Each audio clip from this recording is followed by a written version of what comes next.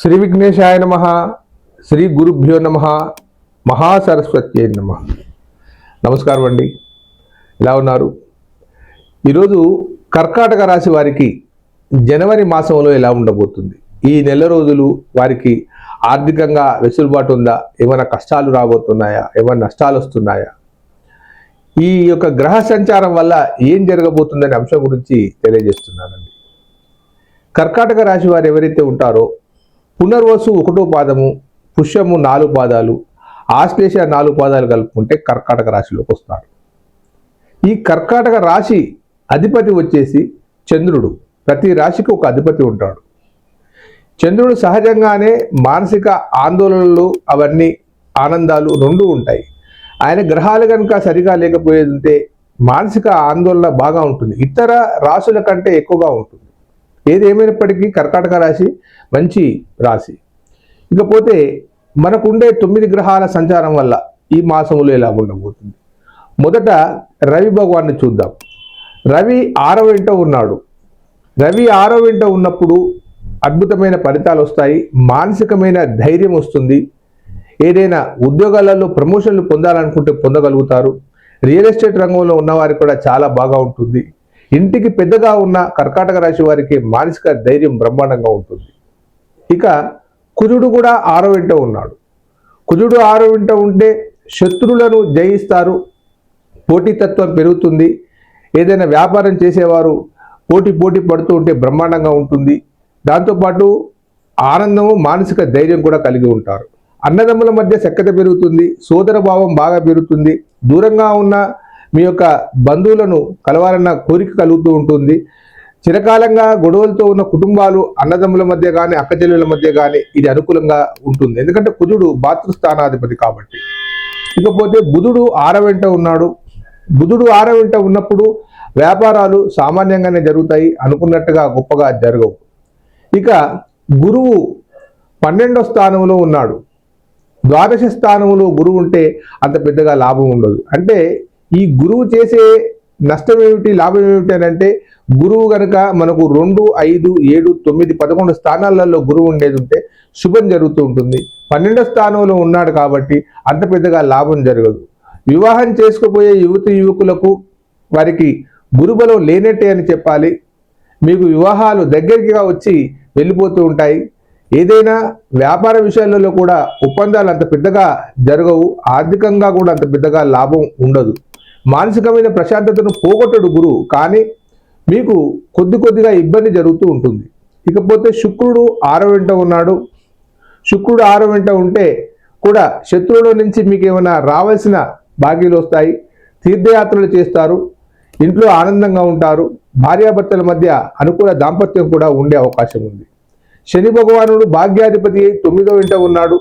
దానివల్ల కూడా మీకేం నష్టం లేదు, లాభము లేదు. ఇకపోతే ఇబ్బంది కలిగించే రాశులలో, గ్రహాలలో రాహు ఒకటి మిమ్మల్ని ఇబ్బంది చేస్తున్నాడు. అష్టమ రాహు ఉన్నాడు. ఈ అష్టమ రాహు వల్ల మానసిక ప్రశాంతత పోయి ఆందోళనలు జరుగుతూ ఉంటాయి, నిద్రలేని రాత్రులు అవుతూ ఉంటాయి. మీరు దుష్ప్రవర్తన పాలే అవకాశం ఉంది, దుర్వ్యసనాల పాలే అవకాశం ఉంది. కాబట్టి ముఖ్యంగా చెబుతున్నాను, యువకులు ఎవరైతే ఉంటారో కొంచెం మీ వ్యసనాలను దూరంగా పెట్టండి, మీ అలవాట్లను జాగ్రత్తగా పరిశీలించుకోండి. ఇది కరెక్టా కాదని 1కి 4 సార్లు మీరు ఆచితూచి అడుగులు వేయాల్సిన అవసరం ఉంది. దాంతోపాటు ఈ యొక్క రాహువును మనం కొంచెం శాంతపరచాలనుకుంటే దుర్గామాతను సేవించాలి. మీ దగ్గరలో ఉన్న దుర్గామాత కానీ, భద్రకాళి మాత కానీ, స్త్రీమూర్తి ఎవరైనా కానీ మీరు వెళ్ళి దర్శించండి. ఏదైనా స్తోత్రాలు తెలిస్తే చదవండి. ముఖ్యంగా చెప్తున్నాను, దుర్గామాత ముందు ఒక సింహం ఉంటుంది, సింహవాహిని అంటారు దాన్ని, అమ్మవారి యొక్క వాహనము. ఆ వాహనం పైన కుంకుమ చల్లబడి ఉంటుంది. మీరు కూడా కొంత కుంకుమ వేసి అది నుదుట ధరించండి. అవసరమైతే ఒక పేపర్లో ఆ కుంకుమను తీసుకొని ఇంట్లో పెట్టుకొని నిత్యం ధరించండి. ఓం ధూమ్ దుర్గే నమః అనే మంత్రాన్ని, అతి స్వల్పమైన మంత్రం చెప్తున్నాను, ఈ మంత్రాన్ని నిరంతరం చదవండి. మీకు ఈ రాహు వల్ల దోషాలు తొలగిపోతాయి.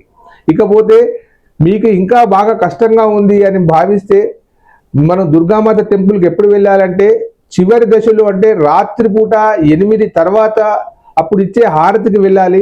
అప్పుడు కనుక వెళ్ళేది ఉంటే అక్కడ హారతి తీసుకోవడానికి రాహు వస్తాడని ప్రశస్తి. ఆ సమయంలో అక్కడ ఉండబడే భక్తులందరినీ కాపాడతాడని ధర్మశాస్త్రం వేదశాస్త్రం చెప్తుంది. కాబట్టి బాగా ఉండేది ఉంటే ఆ పని చేయండి. ఇక చివరిగా కేతు ద్వితీయ స్థానంలో ఉన్నాడు. కేతు ద్వితీయ స్థానంలో ఉంటే ఖర్చులు అధికంగా అవుతాయి. అది కూడా పూజ లేదా తీర్థయాత్రలు ఏదో మంచి పనికి అవుతాయి, కానీ వేరే విధానికి కావు. కీర్తి ప్రతిష్టలకు, మీ యొక్క తల్లిదండ్రుల పేర్లకు దానాలు చేయడం అవి ఇవి జరుగుతూ ఉంటాయి.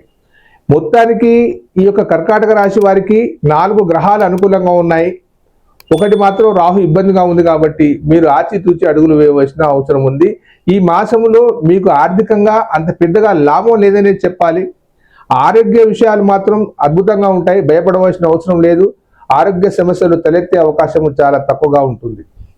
ఇకపోతే చాలా మంది నన్ను అడుగుతున్నారు, గురుగారు కాలసర్ప దోషం గురించి మీరు కొంచెం వివరించండి అని చెప్తున్నారు. కాలసర్ప దోషాలు అనేటివి 14 రకాలుగా ఉంటాయి. అవి ప్రతి ఒక్కటికి వివాహానికే కాదు. పండిత్ జవహర్లాల్ నెహ్రూకు కాలసర్ప దోషం ఉంది, చిరంజీవి గారికి కాలసర్ప దోషం ఉంది, ప్రణబ్ ముఖర్జీ గారికి కాలసర్ప దోషం ఉంది. అలాగని వాళ్ళు జీవితాలను నాశనం చేసుకోలేదు, అలాగని వారు వివాహాలు చేసుకోకుండా ఉండలేదు. కాబట్టి కాలసర్ప దోషం అనేది ఒక సర్పదోషం అంటే పాము దోషం అనే అర్థం కాదు. అది దానికి ఏమిటనంటే మన గ్రహాలన్నీ మధ్యలో ఉండి ఇటు చివర అటు చివర కనుక రాహుకేతులు ఉన్నప్పుడు కాలసర్పదోషం అంటారు. గ్రహాలు బంధించబడ్డట్టుగా జ్యోతిష శాస్త్రం చెబుతుంది. అతనికి ఎన్నో స్థానంలో ఆయనకు దోషం ఉంది. ఆ స్థానాన్ని బట్టి 5వ స్థానంలో ఉంటే కొంచెం ఇంటెలిజెన్స్ లోపంగా ఉంటుంది, కొంచెం ఎడ్యుకేషన్ లోపంగా ఉంటుంది, సంతాన లోపంగా ఉంటుంది. సప్తమంలో రాహు ఉన్నప్పుడు మాత్రమే, కేతు ఉన్నప్పుడు మాత్రమే వివాహ దోషాలు జరుగుతాయి. 2వ ఇంట కనుక రాహు కేతువులు ఉండి అలా గ్రహం ఉండేది ఉంటే ధనానికి నష్టం జరుగుతుందని చెప్తుంది. కాబట్టి కాలసర్ప దోషానికి జీవితానికి పెద్ద బాధపడవలసిన అవసరం లేదు. దానికి పరిష్కార మార్గాలు ఎన్నో ఉన్నాయి. మీకేదైనా జాతక సమస్యలు ఉన్నట్టుగా అనిపిస్తే ఈ కింది నెంబర్కు మీరు మీ డాటాను పంపించండి. నేను పరిశీలించి మీకు ఖచ్చితంగా సహాయం చేస్తాను. ఉంటానండి.